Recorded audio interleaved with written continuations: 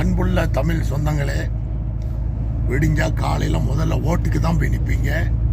காலையில் ஓட்டு தானே. ஓட்டு யாருக்கு போடணும்?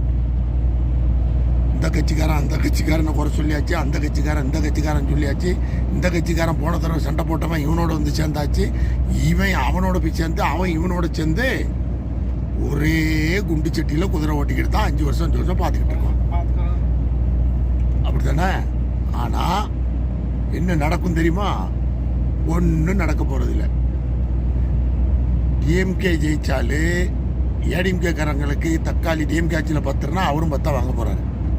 அவர் ஆட்சியில் 10 ரூபாய் போட்டாங்கன்னா இவருடைய மக்களும் அந்த 10க்கு தான் வாங்க போகிறாங்க. கேஸ் என்னவோ அதே ரேட் தான் உங்களுக்குள்ள தான் எனக்கும். புரியுதா? இப்போ நான் என்ன சொல்ல வரேன்னா, இப்படி தான் சொல்கிறீங்க ஓட்டு வரும்போது. ஓட்டை வேஸ்ட் ஆக்கிறாங்க, நல்லா போடுங்க நல்லா போடுங்கன்னு. கேரளாவை பார்த்தீங்களா?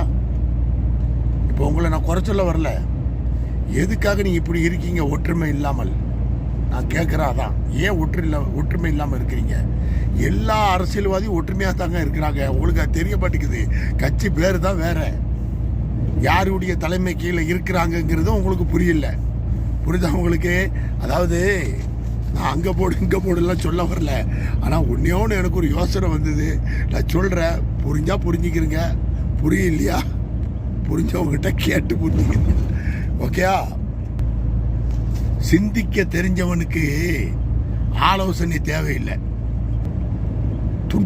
துன்பங்களை சந்திக்க தெரிஞ்சவனுக்கு வாழ்க்கையில் தோல்வியே இல்லை. புரியுதா சொல்றது உங்களுக்கு? சிந்திக்க தெரிந்தவனுக்கு ஆலோசனை தேவையில்லை. துன்பங்களை சந்திக்க தெரிந்தவனுக்கு வாழ்க்கையில் தோல்வியே இல்லை. புரிஞ்சா புரிஞ்சுக்கிறீங்க. போய் யார் யாருக்கு போடணுமோ போட்டுட்டு, கடமைன்னு ஒன்று இருக்கு இல்லையா, போட்டு வாங்க. போட்டு முடிச்சு எதுவும் நடக்க போகிறது கிடையாது. நீங்கள் சம்பாதிச்சாதான் உங்களுக்கு சோறு. புரியுதா? இதுக்கு மேலே நான் எதுவுமே சொல்ல விரும்பலை. நான் உழைச்சாதான் எனக்கு சோறு. புரியுதா? எவ்வளோ நாளைக்கு என்னத்தை விரி வாங்கி சாப்பிடுவீங்க? ஒரு 5000 ரூபா கொடுப்பாங்க, அவ்வளோதான் முடிஞ்சுது. அப்புறம் ஒரு 10,000 கொடுப்பாங்க, அவ்வளோதான் முடிஞ்சுது. ஒரு ஹாஸ்பிட்டல் கூட கொண்டு போக முடியாது. நம்ம வாழ்க்கை நம்ம தான். அவங்க கட்சிங்கிற பேரில் எல்லாம் இருந்துட்டு ஜோராக வாழ்ந்துட்டு சந்தோஷமாக போய் சேர்ந்துருவாங்க. நான் யாரையும் குத்தி காட்டி பேச மாட்டேன். ஓட்டு உங்களுடைய உரிமை. கண்டிப்பாக ஓட்டை போய் போட்டுருங்க, மறந்துடாங்க. நன்றி.